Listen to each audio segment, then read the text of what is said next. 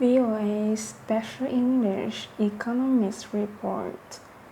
The Federal Reserve calls America's economic recovery disappointingly slow.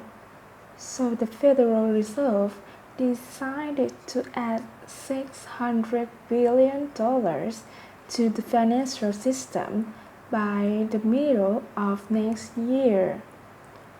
To do this, the central bank will buy Treasury securities from dealers. The action is known as quantitative easing. The goal is to reduce long-term interest rates. The hope is to create conditions where businesses will invest more and people will spend more. Buying longer-term Treasury securities will make less government debt available to investors. This will raise the price. As bond prices rise, their rates fall. Long-term securities affect rates on home mortgages and other loans. Lower rates on corporate bonds could lead businesses to invest in more equipment and jobs. Lowering short-term interest rates is the Federal Reserve's main way to get banks to increase lending. But those rates are already near zero. The Fed earlier bought $1,750 billion of treasuries and other securities. That program ended in March.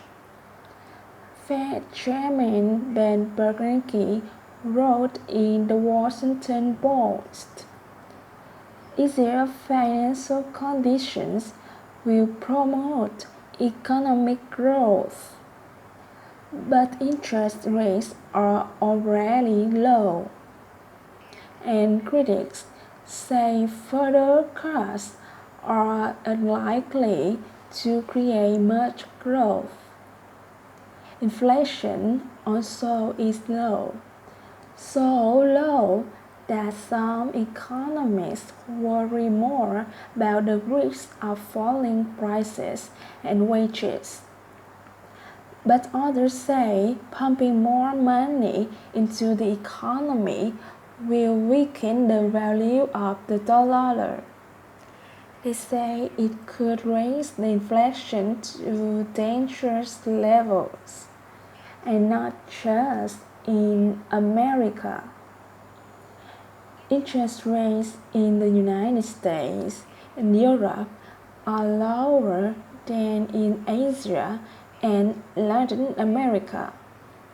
As a result, Asian and Latin American economies are already struggling with an overflow of investment.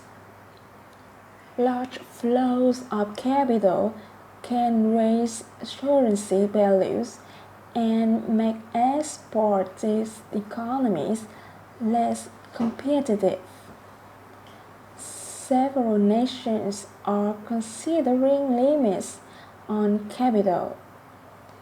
The Fed's action in November had been expected, but it came as the heads of 20 leading economies prepare for talks in South Korea. And it came a day after the Republican Party retook control of the House of Representatives from Democrats. President Obama invited leaders of both parties to meet on November 18th. One immediate issue was what to do with tax cuts that are set to end in December. For Voa Special English.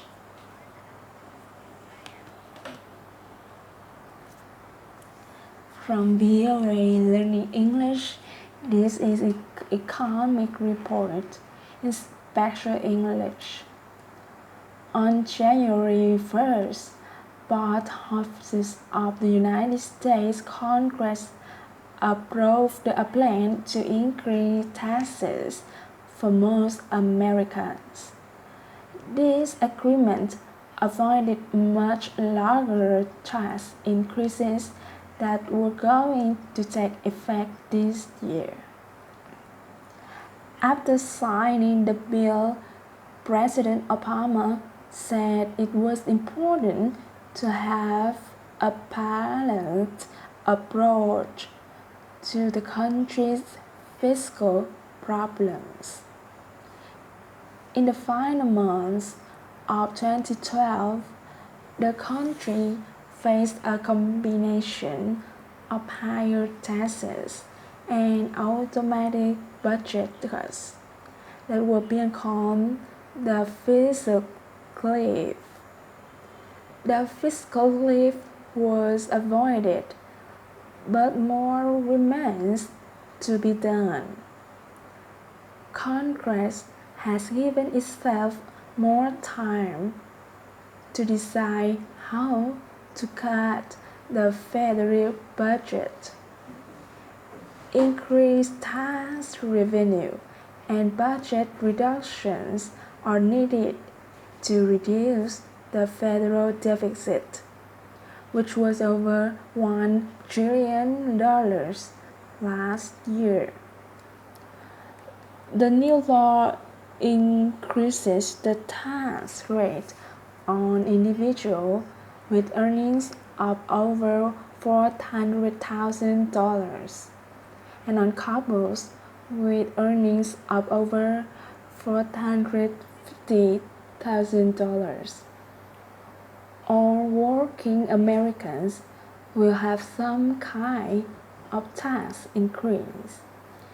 This is because the share of Social Security taxes paid by employees will return to $20,000, an increase from last year of 2%.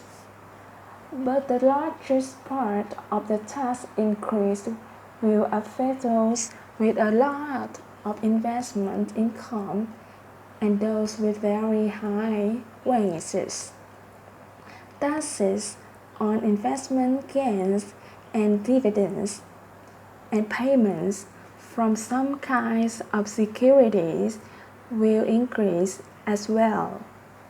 Also, the top income tax rate will go to 39.5% from 35%. Overall, the effect of the law is simple. It will be the first major tax increase in 20 years.